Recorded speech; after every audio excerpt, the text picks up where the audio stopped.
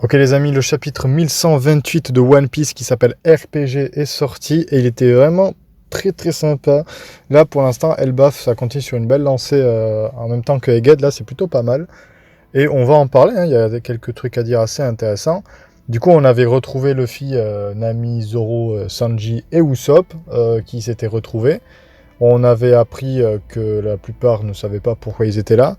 Et Sanji élimine l'hypothèse que ce soit un rêve, parce que selon lui, il y a trop de monde, mais bon, ça c'est les délires à Sanji un peu chelou. Et Usopp fait une supposition plutôt intéressante. Il dit que, c'est sûr, on est à Elbaf, il le dit. Mais par contre, dans ce cas-là, pourquoi ils ont des tenues à notre taille? Parce que c'est vrai qu'à Elbaf, il n'y a que des géants. Donc pourquoi ils auraient des tenues à taille humaine, j'ai envie de dire, de petite taille? Alors je crois que c'est Nami, enfin quelqu'un fait une remarque comme quoi ils ont peut-être été gigantisés. Ils sont peut-être devenus géants.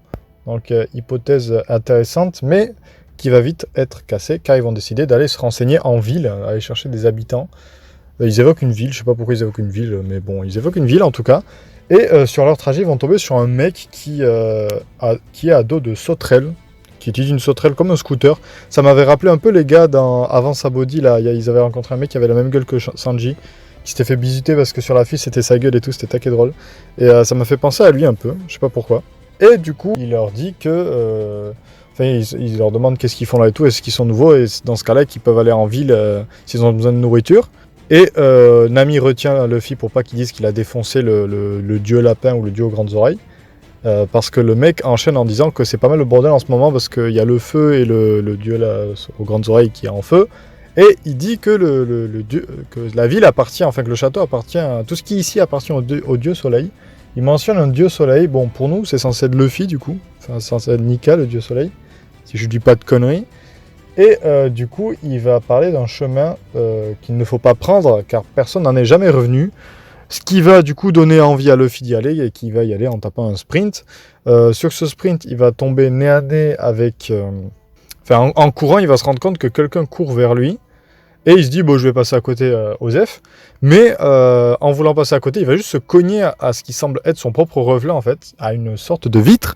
Parce que du coup, il va la casser, cette vitre. Et on va voir que à l'extérieur, il y a une salle de géants. Donc en fait, on comprend très vite qu'ils étaient enfermés dans une sorte de cage pour animaux, où la vitre était de leur côté, c'était un ciel. De l'autre côté, c'était juste une vitre transparente. Et du coup, Usopp va tomber sur les costumes qui sont fabriqués. Il va dire que le mec qui fait ça est très bon, quoi. Et ils vont petit à petit tomber sur un serpent, un corbeau, je crois, et un rat géant.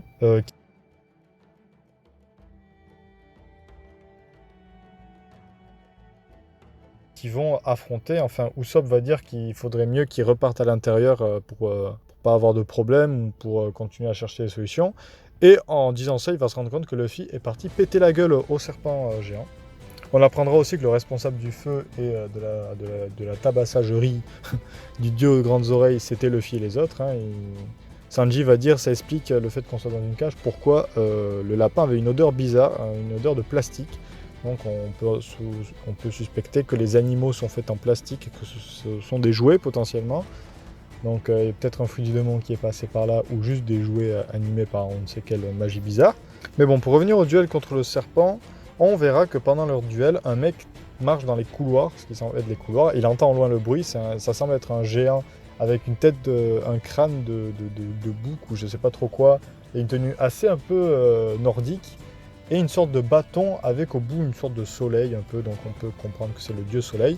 Et en rentrant dans la pièce, il va voir Luffy, Gear 5, Sanji et Zoro et tous les autres se déchaîner sur les animaux géants et en train de tabasser le serpent. On va apprendre que le corbeau se nommait Mugen, parce que l'homme va hurler Mugen, et Luffy lancera un Gomu Gomu no Down Pistol sur le serpent qui semble s'appeler Jormungand. Et le chapitre se finit sur tout le monde qui prend la fuite vers un certain miroir. Alors j'ai pas compris pourquoi ils mentionnent ce miroir et pourquoi ils re-rentrent dans le truc, mais ils disent que le miroir c'est la sortie. Donc why not, pourquoi pas. Mais du coup c'est la fin de ce chapitre. Beaucoup de théories sont possibles. Hein. Déjà, qui c'est ce mec qui se prétend être le dieu soleil? Parce que si c'est un géant, normalement les géants ils connaissent Luffy et Nika. On a vu que les deux géants avaient reconnu que Luffy était Nika. Donc je trouverais ça bizarre que lui ne se rende pas compte, en ayant vu Luffy Gear 5, que c'est Nika. Bah après ils sont partis en courant, ils n'ont pas eu le temps de discuter, donc peut-être qu'il le mentionnera dans le prochain chapitre. Mais c'est bizarre.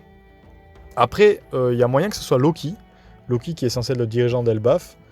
Parce que du coup, bon, je pense que la plupart d'entre vous sont au courant de ça, mais dans la mythologie nordique, Loki avait des enfants, je crois, il avait un serpent qui avait un nom qui ressemblait à Jormungandr, j'ai pas le nom exact. Oui, il avait un serpent qui s'appelait Jormungandr, ou Jormunga, un truc bizarre, qui était un serpent, et aussi une fille qui s'appelait mi-cadavre, qui s'appelait Elle. Et dans le chapitre, on peut voir que le corbeau possède un crâne sur la tête, donc peut-être que c'est une allusion. Après, le rat, je trouverais ça bizarre que ce soit le cheval, parce que Loki, dans la mythologie nordique, a un enfant cheval à 8 pattes, je crois. Bref, beaucoup de théories. Après, je trouverais ça bizarre que déjà, si c'est Loki qui se fasse malmener par Luffy et les autres comme ça, bon après on sait que Luffy et sa compagnie ils sont forts, mais bon, là c'est un peu triste. Mais pourquoi pas. Et surtout, je trouvais ça bizarre qu'il soit en scred. Enfin, j'ai l'impression que c'était un peu en scred dans une pièce en train d'avoir son propre monde, entre guillemets. Et que aussi les géants sur le bateau soient étonnés que Luffy et tout aient disparu. Parce que du coup, moi, ma théorie, c'était que dès qu'un humain s'approche d'Elbaf, il est emporté dans cette sorte de monde créé par ce personnage. Parce qu'il y a d'autres personnages humanoïdes à l'intérieur qui ont l'air d'habiter là, donc pourquoi pas. Mais du coup, ça explique pas pourquoi les géants sont étonnés et pourquoi Robin et les autres n'ont pas été emportés. Donc je pense que cette théorie est fausse. Après, on sait que dans la mythologie nordique, parce que cet arc semble être beaucoup basé sur la mythologie nordique, enfin Elbaf semble être basé sur la mythologie nordique, on sait que dans la mythologie nordique, je vais y arriver, il y a un arbre-monde qui relie les 9 royaumes, je crois, quelque chose comme ça. Donc on peut imaginer peut-être que soit il y a, parce qu'on a vu qu'il y avait un arbre-monde dans la cage où ils étaient, alors peut-être qu'il y a 9 cages, du coup ça serait les 9 mondes. Et du coup, les habitants qui sont là, ils ont toujours vécu là, donc ils se posent pas de questions, parce qu'on voit des habitants à l'intérieur qui disent « Oh mon Dieu, le ciel se fissure » quand Luffy avait cassé la vitre. On peut supposer ça. Après voilà, peut-être qu'aussi Loki était un tyran, un roi tyran qui a été déchu par, pourquoi pas Shanks, ça se trouve c'est Shanks qui l'a déchu. On sait que Shanks est à Elbaf, donc il a peut-être sauvé Elbaf. Ça pourrait être un roi tyran qui a décidé de créer son propre monde où il peut contrôler les gens. Beaucoup de théories, c'est hyper intéressant. Et là, je peux vous dire que j'attends le prochain chapitre avec beaucoup de curiosité. Et c'est tout. J'espère que ce chapitre vous aura plu. Si c'est le cas, n'hésitez pas à le faire comprendre avec un like, un abonnement, tout ça. Désolé pour le micro. J'ai des problèmes de micro, donc j'ai vraiment un micro tout pourri là, je pense. Mais je vais essayer de faire en sorte qu'il soit le même pourri possible. Et peut-être que quand vous regardez cette vidéo, on est aux 1000 abonnés, donc merci beaucoup si c'est le cas.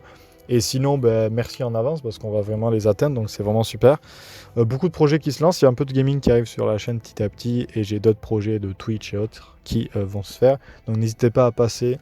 Moi je vous dis à la semaine prochaine, la bise.